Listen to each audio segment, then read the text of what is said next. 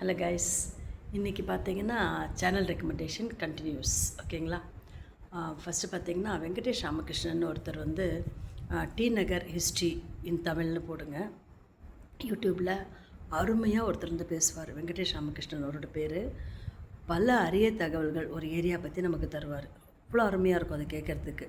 அப்படியா இது அப்படி இருந்ததா அந்த ஏரியா, இங்கே வந்து அதெல்லாம் நடந்ததா, இந்த தொழிலெலாம் பிரிட்டிஷ்காரங்க இந்த இடத்துல இதெல்லாம் பண்ணாங்களா, இதெல்லாம் கட்டினாங்களா அப்படின்னு நமக்கு ரொம்ப ஆச்சரியம் ஜாஸ்தியாகிட்டே இருக்கும்.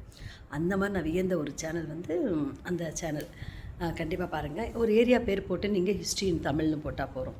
செகண்ட் பார்த்திங்கன்னா ஷஃபி ஜோன் அப்படின்னு ஒரு சேனல் இருக்குது. அந்த பையன் ரொம்ப இன்டெலெக்சுவலாக ரொம்ப கரெக்டாக பண்ணுவார். ட்ரோல் தான் பண்ணுவார், ஆனால் அதுவே நல்ல காமெடியாக ரசிக்கிற மாதிரி இருக்கும்.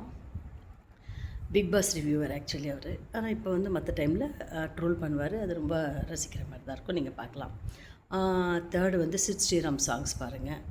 மெட்ராஸ் மாமிஸ்னு ஒரு யூஎஸ் லேடிஸ் வந்து ஒரு இன்ஸ்டாகிராமில் வச்சுருக்காங்க ஒரு சேனல். அது வந்து கண்டிப்பாக பாருங்கள். அந்த பேஜ் வந்து அவ்வளோ நல்லாயிருக்கும். செம்ம இன்ஃபர்மேட்டிவாக இருக்கும், காமெடியும் கலந்துருக்கும்.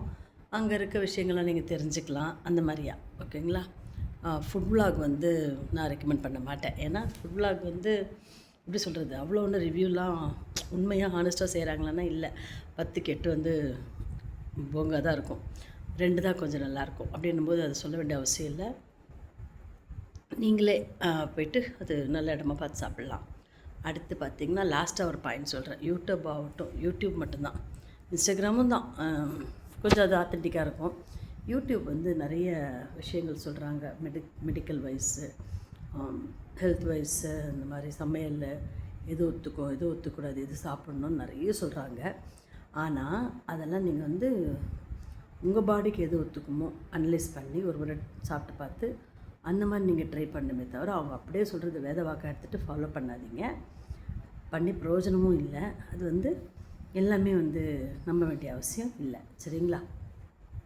ஸோ இதெல்லாம் ரொம்ப நல்ல சேனல், இதெல்லாம் ஃபாலோ பண்ணுங்கள், நல்லாயிருக்கும். இந்த மாதிரி தமிழ் மூவி ரெக்கமெண்டேஷன் சொல்லுவாங்க, இங்கிலீஷ் மூவி ரெக்கமெண்டேஷன் சொல்லுவாங்க சில பாய்ஸு இன்ஸ்டாகிராமில். அதெல்லாம் கொஞ்சம் நோட் பண்ணி வச்சுக்கிட்டு பார்த்தா ரொம்ப யூஸ்ஃபுல்லாக டைம் போகும். எல்லாத்தையும் தேடிகிட்டு இருக்க வேண்டாம். சரிங்களா? தேங்க்யூ.